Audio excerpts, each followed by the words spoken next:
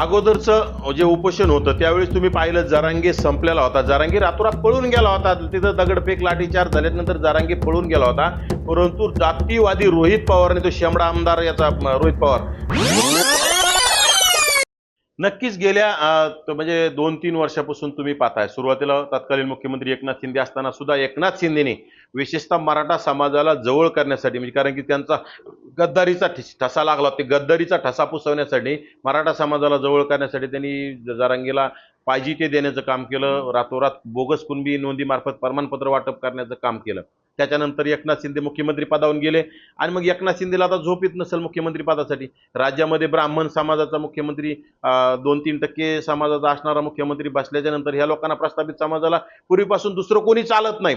परंतु देवेंद्र फडणवीस मुख्यमंत्री झाल्यापासून त्यांची इतकी मायक्रो प्लॅनिंग गावगाड्यापर्यंत सुरू आहे. कारण की देवेंद्र फडणवीस हटले पाहिजे, स्वतंत्र येणाऱ्या काळात काहीतरी लढून आपण आपल्या जागा जास्त आणून मुख्यमंत्री कसा आपण होता येईल, त्याच्यासाठी वेळोवेळी जरांगेला पुश करण्याचं काम एकनाथ शिंदे गट करतोय. तुम्ही बघा, गेल्या वर्षी उदय सामंत आले, जरांगेने तिसऱ्याच दिवशी घोषणा केली मुंबईला जाण्याची.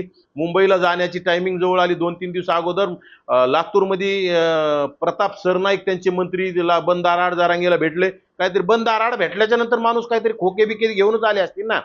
त्यानंतर आता उदय सामंत आले, बंद आराड चर्चा झाली. उदय सामंत आल्याच्या नंतर अगदी काहीतरी 10-15 दिवसातच पुन्हा पत्रकार परिषद घेतली जरांगेने आणि 30 तारखेला उपोषणाची घोषणा केली. म्हणजे सत्तेत राहून राज्यच अस्थिर करायचं, राज्य सरकार अस्थिर करायचं, मुख्यमंत्र्याला अडचणीत आणायचं, हा प्लॅनिंग शिंदे गटाचा आहे.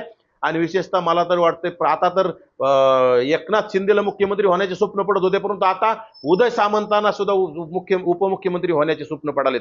कारण की माझ्या मते एकनाथ शिंदेच्या माघारी सुद्धा ते जरांगेशी जास्त संपर्क ठेवलेत. वेळोवेळी जरांगेला येऊन भेटणं, जरांगेशी फोनवर कॉन्टॅक्टमध्ये राहणं आणि आता कुठतरी काहीतरी गोंधळ करून उपमुख्यमंत्री पद म्हणा किंवा काहीतरी गोंधळ करण्याचं प्लॅनिंग आहे. परंतु एकनाथ शिंदे पूर्वीपासून जरांगेच्या संपर्कात आहे आणि जरांगेचं आंदोलन उभं करण्यासाठी एकनाथ शिंदेचा मोठा वाटा आहे. आणि हे पूर्ण ओबीसीनं डोळे उघडून बघितलं पाहिजे. हा एकनाथ शिंदे ओबीसी द्वेष्टे आहेत, ओबीसी समाजाला त्यांनी टार्गेट केलेलं आहे. अगोदरचं जे उपोषण होतं त्यावेळेस तुम्ही पाहिलं जरांगे संपलेला होता. जरांगे रातोरात पळून गेला होता. तिथं दगडफेक लाठीचार्ज झाल्यानंतर जरांगे पळून गेला होता.